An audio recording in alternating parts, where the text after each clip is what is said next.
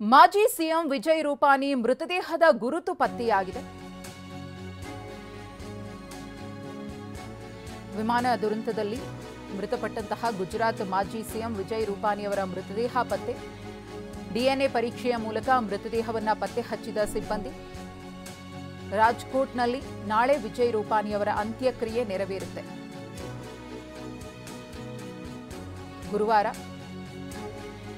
ಅಹಮದಾಬಾದ್ನ ಅಂತಾರಾಷ್ಟ್ರೀಯ ವಿಮಾನ ನಿಲ್ದಾಣದಿಂದ ವಿಜಯ್ ರೂಪಾನಿಯವರು ಏರ್ ಇಂಡಿಯಾ AI 171 ವಿಮಾನದ ಮುಖೇನವಾಗಿ ಲಂಡನ್ಗೆ ತೆರಳುತ್ತಾ ಇದ್ರು. ಆದರೆ ಏನಾಯಿತು ಅನ್ನೋದು ನಮ್ಮೆಲ್ಲರಿಗೂ ಕೂಡ ಗೊತ್ತು. ವಿಜಯ್ ರೂಪಾನಿಯವರು ವಿಮಾನ ದುರಂತದಲ್ಲಿ ಸಾವನ್ನಪ್ಪುತ್ತಾರೆ.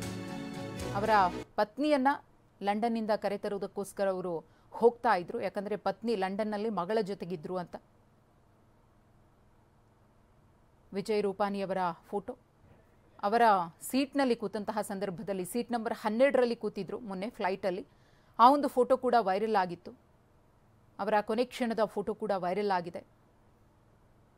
ಅವರ ಗುರುತು ಪತ್ತೆಯಾಗಿದೆ. ಅವರ ಮೃತದೇಹದ ಗುರುತನ್ನು DNA ಮೂಲಕ ಪತ್ತೆ ಹಚ್ಚಲಾಗಿದೆ. ಕುಟುಂಬಸ್ಥರಿಗೆ ಹಸ್ತಾಂತರಿಸಿದ ನಂತರ ನಾಳೆ ರಾಜ್ಕೋಟ್ನಲ್ಲಿ ಅವರ ಅಂತ್ಯಕ್ರಿಯೆ ನೆರವೇರುತ್ತೆ. ಗುಜರಾತ್ನ 16ನೇ ಸಿಎಂ ಆಗಿದ್ರು. 2016ರಿಂದ 21ರವರೆಗೆ 2 ಅವಧಿಗೆ ಸಿಎಂ ಆಗಿ ಕಾರ್ಯನಿರ್ವಹಿಸಿದ್ರು ವಿಜಯ್ ರೂಪಾನಿಯವರು. ಇನ್ನು ಈವರೆಗೆ 42 ಮೃತದೇಹಗಳನ್ನು ಪರೀಕ್ಷೆಗೆ ಒಳಪಡಿಸಲಾಗಿದೆ. DNA ಸ್ಯಾಂಪಲ್ಸ್ ಮ್ಯಾಚ್ ಆಗಿತ್ತು. ಇದುವರೆಗೂ ಕುಟುಂಬಸ್ಥರಿಗೆ 14 ಮೃತದೇಹಗಳನ್ನು ಹಸ್ತಾಂತರ ಮಾಡಲಾಗಿದೆ. ಸಿವಿಲ್ ಆಸ್ಪತ್ರೆಯಲ್ಲಿ ಮೃತದೇಹದ ಹಸ್ತಾಂತರ ಪ್ರಕ್ರಿಯೆ ನಡೆದಿದೆ. 14 ಕುಟುಂಬಗಳಿಗೆ ಈಗಾಗಲೇ ಮೃತದೇಹಗಳನ್ನು ಕೊಡಲಾಗಿದೆ. 42 ಮೃತದೇಹಗಳ DNA ಸ್ಯಾಂಪಲ್ಸ್ ಮ್ಯಾಚ್ ಆಗಿದೆ. DNA ಪಡೆದು ಪರೀಕ್ಷೆ ನಡೆಸಿದ ನಂತರದಲ್ಲಿ ಯಾವ್ಯಾವ ಕುಟುಂಬಕ್ಕೆ ಯಾವ್ಯಾವ ಮೃತದೇಹ ಸಂಬಂಧಪಟ್ಟಿದೆ ಅನ್ನೋದು ಕೂಡ ಗೊತ್ತಾಗಿದೆ, ದೃಢ ಆಗಿದೆ. ಸದ್ಯಕ್ಕೆ 14 ಮೃತದೇಹಗಳನ್ನು ಅವರ ಕುಟುಂಬಸ್ಥರಿಗೆ ಆಸ್ಪತ್ರೆಯವರು ಹಸ್ತಾಂತರ ಮಾಡಿದ್ದಾರೆ. ಇನ್ನುಳಿದವರ ಮೃತದೇಹಗಳನ್ನು ಕೂಡ ಹಸ್ತಾಂತರಿಸುವಂತಹ ಪ್ರಕ್ರಿಯೆ ಆಗುತ್ತೆ.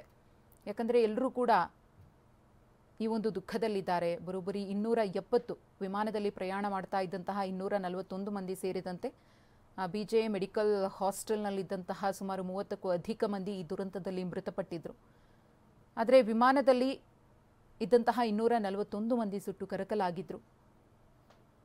ಅವರ ಮೃತದೇಹದ ಗುರುತು ಪತ್ತೆಯಾಗಬೇಕು ಅಂದರೆ DNA ಪರೀಕ್ಷೆ ನಡೆಸಲೇಬೇಕಾಗಿತ್ತು. ಅಂತೆಯೇ DNA ಪರೀಕ್ಷೆ ಆಗಿದೆ.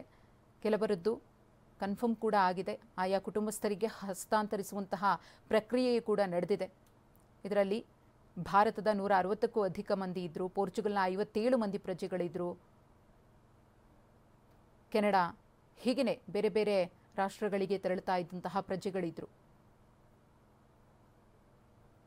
ಅವರೆಲ್ಲರ ಮೃತದೇಹವನ್ನು ಪರೀಕ್ಷೆಗೊಳಪಡಿಸಿದ ನಂತರದಲ್ಲಿ ಯಾರ್ಯಾರ ಗುರುತು ಪತ್ತೆಯಾಗಿದೆಯೋ ಅವರ ಕುಟುಂಬಸ್ಥರಿಗೆ ಮೃತದೇಹವನ್ನು ಹಸ್ತಾಂತರಿಸುವಂತಹ ಕೆಲಸವನ್ನು ಅಹಮದಾಬಾದ್ನ ಸಿವಿಲ್ ಆಸ್ಪತ್ರೆಯ ಸಿಬ್ಬಂದಿ ಮಾಡಿದ್ದಾರೆ.